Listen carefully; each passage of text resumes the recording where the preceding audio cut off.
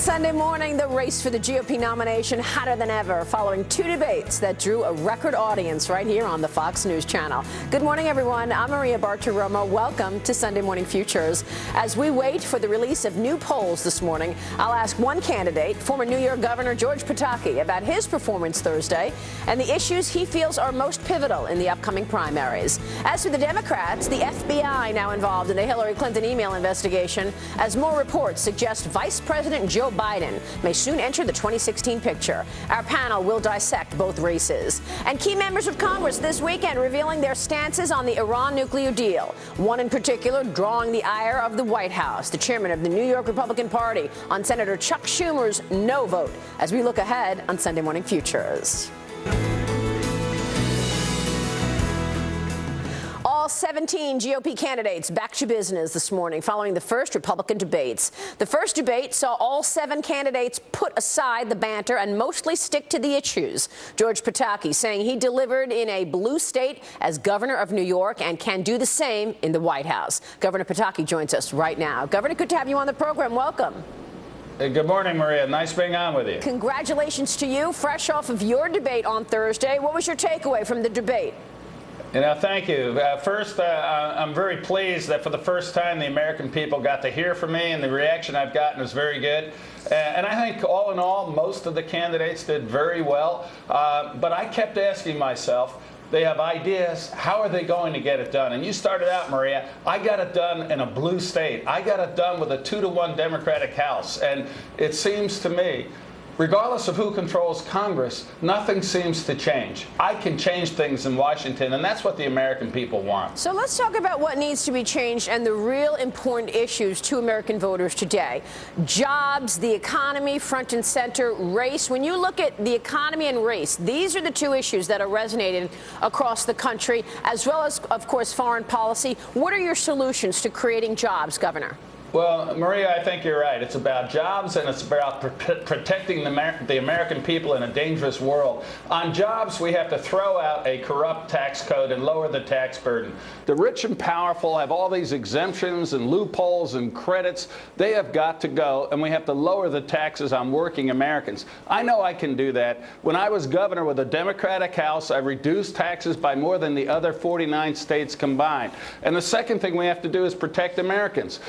Just as one example, we do not bow down to radical Islam anywhere. Our Marines shouldn't be taking off their uniforms. They should be putting on their guns. And we have to be proactive to protect us against ISIS.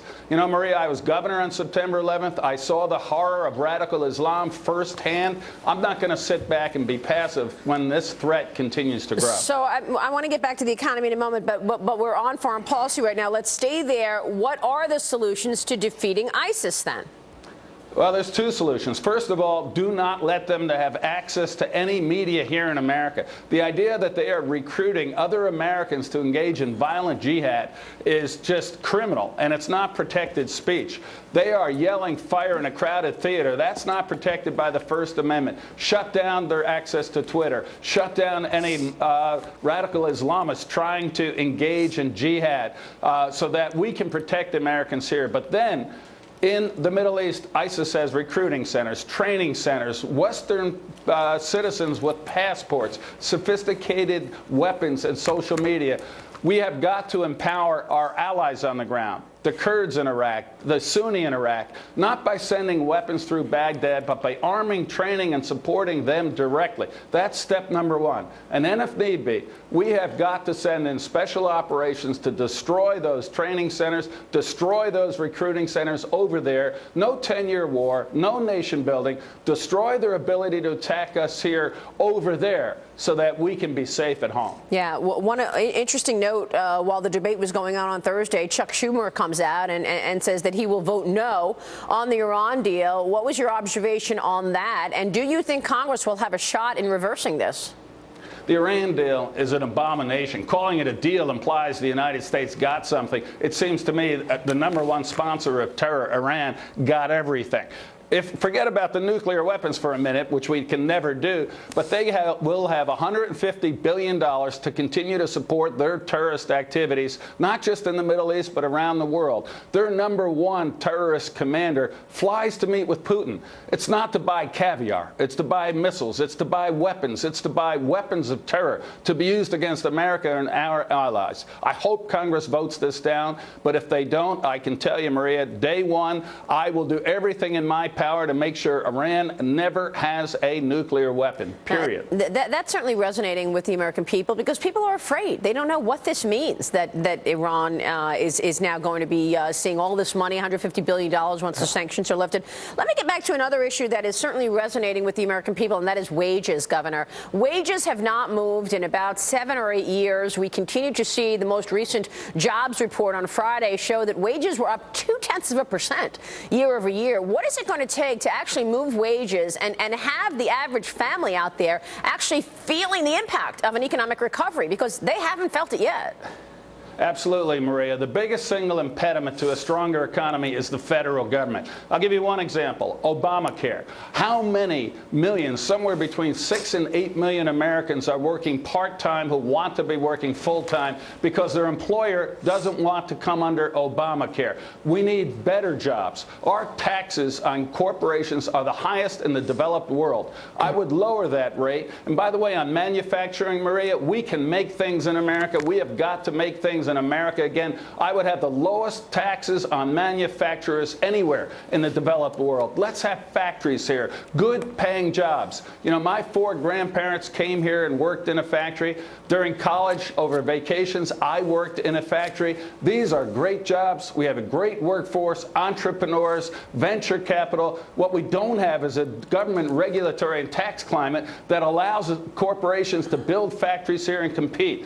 I will change that, and we will make things and have great jobs in America again. And by the way, Maria, yep. By the way, when I left as governor, we had the lowest unemployment rate in New York State since they started keeping records. We had over $24 billion in private sector investment in factories in upstate New York to make computer chips. We can do that in America. Yeah, you know what? You've got some answers to some real solid questions and issues that America cares about. Let me just ask you about the money movement here, because on the debate stage, the second debate, you know, it was interesting to see that Donald Trump had given money to so many of the people on that stage. He also has given money to you and to the Gov Pataki campaign.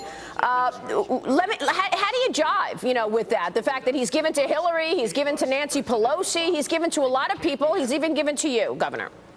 Well, he always said I was a great governor until I started attacking him.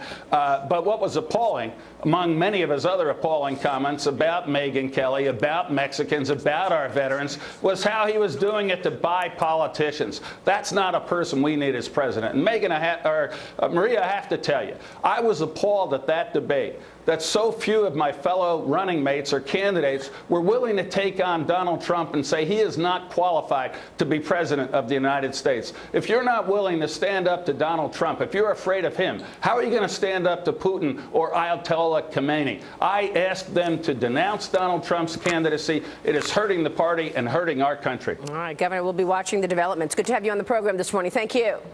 Thank you. We'll see you soon. Governor Gov Pataki there. Let's head down south now to Atlanta, where Republican presidential hopefuls, hot off the first big debate, are working to break away from the pack. They are taking part in the annual Red State Gathering, hosted by conservative website and blog redstate.com. Fox News' senior correspondent Eric Shawn joins us live with that angle. Eric, good morning to you. Good morning, Maria, and good morning, everyone. Well, Donald Trump was not there. He was disinvited. And guess what? That meant the candidates really did talk about the issues. My pledge to you is I'm going to fight hard. I'm going to fight with heart. I'm going to do this in a hopeful, optimistic way. I'm going to do my best not to tear down my opponents because I admire most of them. Notice that Jeb Bush said he admires most. He didn't say all of his Republican rivals. At the Red State event in Atlanta, the economy, the Iran deal, Obamacare, and the very future of our country were vigorously raised, giving a preview of the campaign to come. If you're looking at somebody who's running for president of the United States, you need to wonder, will they really do what they say they're going to do? I tell people this is going to be a show me, don't tell me election. I mean, we've had 6.5 years of a pretty good talker. A young, inexperienced United States Senator that has gotten America in the ditch now. Last year alone, 6 of the top 10 wealthiest counties in America, you know where they were? In and around Washington, D.C. A Red State Editor-in-Chief Eric Erickson wrote, Republicans need to look to the future, saying, quote, President Obama will, by the time he leaves office, have created a nation where more than ever before the people have turned on each other.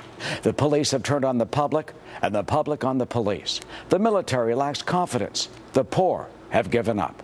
The government has failed at its basic tasks. The first task of any Republican presidential candidates must be to convince the American people that they, not government, control their destiny. Senator Ted Cruz seized on that notion to make this blunt political prediction. If conservatives unite, we can turn this country around. Red State has been ground zero for the conservative movement, and if conservatives stand together, the primaries are effectively over. More debates and appearances are slated in the coming weeks at the Americans for Prosperity Summit and the Family Leadership Regional Summit, for example. But you know, none will likely beat what the candidates can indulge in this coming week, starting Thursday at the Iowa State Fair. Who can beat those fried Twinkies and fried peanut butter and jelly on a stick? By the way, that delicacy, Maria, is new for this summer. Apparently. Eric, thank you very much.